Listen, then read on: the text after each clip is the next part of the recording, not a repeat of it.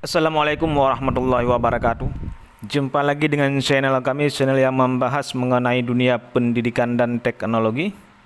Pada video kali ini saya ingin berbagi sedikit ataupun membahas mengenai keputusan Menteri Pendayagunaan Aparatur Negara ataupun Menpan tentang seleksi P3K guru.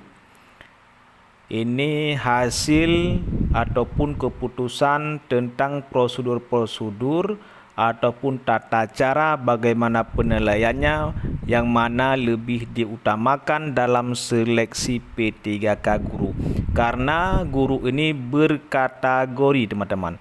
Ada kategori THK 2, tenaga non ASN, P1, P2, P3 ataupun yang non dapodik seperti PPG Prajabatan. Baik teman-teman, langsung saja kita lihat bagaimana hasil keputusan yang dikeluarkan oleh Menpan RB mengenai sistem seleksi P3K guru. Di sini teman-teman sudah dijelaskan tentang mekanisme seleksi pegawai pemerintah dengan perjanjian kerja untuk jabatan fungsional guru di instansi daerah tahun anggaran 2024. Baik, langsung saja kita lihat ke hasil keputusannya teman-teman. Ke bawah kita lihat di hasil keputusannya. Di sini kan sudah dibahas keputusan Menteri Pendayagunaan Aparatur Negara dan Birokrasi tentang mekanisme seleksi pegawai pemerintah dengan perjanjian kerja untuk jabatan fungsional guru di instansi daerah. Di sini teman-teman ada dibahas mengenai kriteria-kriteria ataupun yang lebih diutamakan untuk hasil kelulusan teman-teman. Kita lihat ke bawah teman-teman. Tadi sudah saya baca-baca. Ada poin-poin penting yang dibahas di dalam hasil ini teman-teman. Nah, di sini teman-teman kita lihat di diktum ataupun di poin ke-29, penentuan pelamar yang lulus seleksi sebagaimana dimaksud pada diktum ke-28 diberlakukan secara berurutan. Ini poin ke-28. Di sini teman, pelamar dinyatakan lulus seleksi jika berperingkat terbaik. Di sini sudah dibahas pelamar yang lulus seleksi bagaimana yang dikatakan berperingkat terbaik. Pertama teman-teman, yang berperingkat terbaik yang A ini pelamar prioritas. Di sini arti dari pelamar prioritas yaitu guru-guru yang sudah lulus seleksi di tahun 2021 tetapi belum mendapatkan penempatan. Inilah yang dikatakan pelamar prioritas.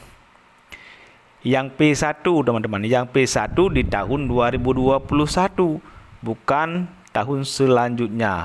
Ada juga yang P1 kemarin, ada yang P, bukan P1, P artinya lulus passing grade tahun 2023. Ada juga teman-teman yang lulus passing grade tetapi tidak mendapatkan penempatan. Tetapi di sini yang masih diberlakukan P1 ini adalah yang seleksi di tahun 2021. Artinya mereka yang mendapatkan nilai lulus passing grade tetapi penempatannya tidak mendapatkan penempatan. Lulus passing grade artinya P1. Yang kedua, guru THK 2. Ini sistem penilaiannya ataupun yang berperingkat terbaik diurutkan.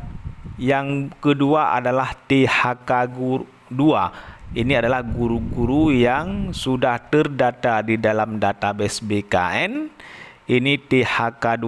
Ini sudah ataupun kita bilang ini guru-guru yang senior. Sudah puluhan tahun mereka mengabdi dan sudah terdata di BKN tetapi belum mendapatkan ataupun belum diangkat sebagai CPNS ataupun P3K. Yang C, pegawai yang terdaftar dalam pangkalan database tenaga non ASN pada BKN yang aktif mengajar pada instansi pemerintah. Ini teman-teman yang sudah ada data di BKN dan aktif mengajar 2 tahun secara berurutan. Yang D, guru non ASN di sekolah negeri yang terdaftar di Dapodik Kementerian Pendidikan, Kebudayaan, Riset dan Teknologi dan aktif mengajar paling sedikit 2 tahun atau 4 semester secara terus-menerus di instansi tempat mengajar saat mendaftar. Di sini ada bahasanya di instansi tempat mengajar saat mendaftar.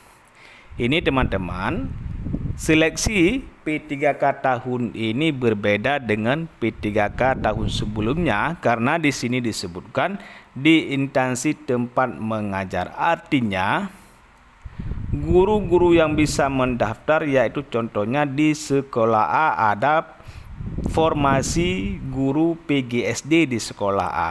Tetapi yang bisa melamar di sekolah A tersebut adalah khusus guru yang non ASN ataupun honorer di sekolah A tersebut. Karena ini dikhususkan di instansi tempat mengajar saat mendaftar. Artinya kita dulu berkontribusi di sekolah A tersebut dan seleksi P3K juga kita daftar di sekolah A tersebut. Ini adalah teman-teman yang sudah terdaftar di dalam Dapodik minimal 2 tahun mengajar aktif.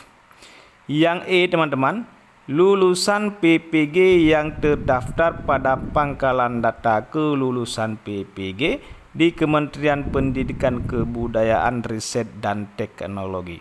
Ini bagi lulusan muda ataupun bagi teman-teman yang sudah ada sertifikat pendidik secara PPG Prajabatan. Artinya mereka belum terdaftar di dalam Dapodik tetapi memiliki sertifikat pendidik secara PPG Prajabatan.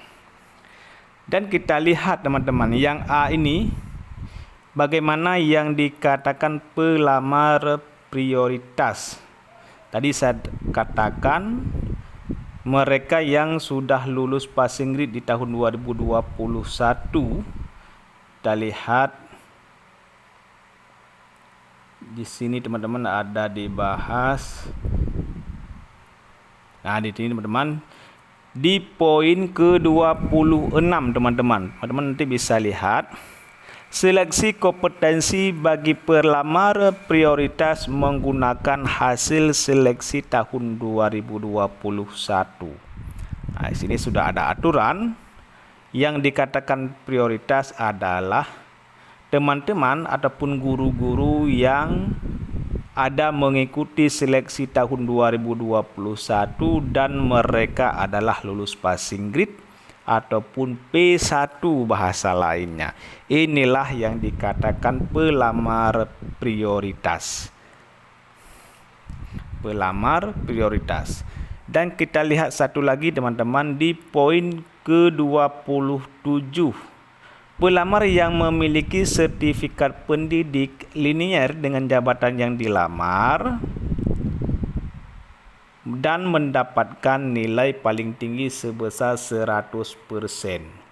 Ini bagi yang ada sertifikat pendidik masih seperti seleksi sebelumnya, tetap mereka mendapatkan nilai 100%. Artinya kalau dia melamar sesuai dengan sertifikat yang linier dengan jabatan yang dilamar.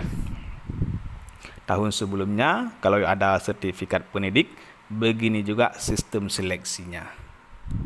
Inilah informasi yang dapat saya sampaikan, semoga bermanfaat bagi teman-teman saat melamar P3K Guru tahun 2024 ini. Tidak lama lagi, dalam waktu dekat akan dibuka seleksi P3K, baik guru teknis dan tenaga kesehatan. Kalau memang ada pertanyaan bagi teman-teman, boleh di komen di bawah ini, nanti akan dijawab oleh yang memahami ataupun yang mengerti tentang aturan ini. Terima kasih telah mendengarkan, mohon dukungan untuk subscribe channel kami. Assalamualaikum warahmatullahi wabarakatuh.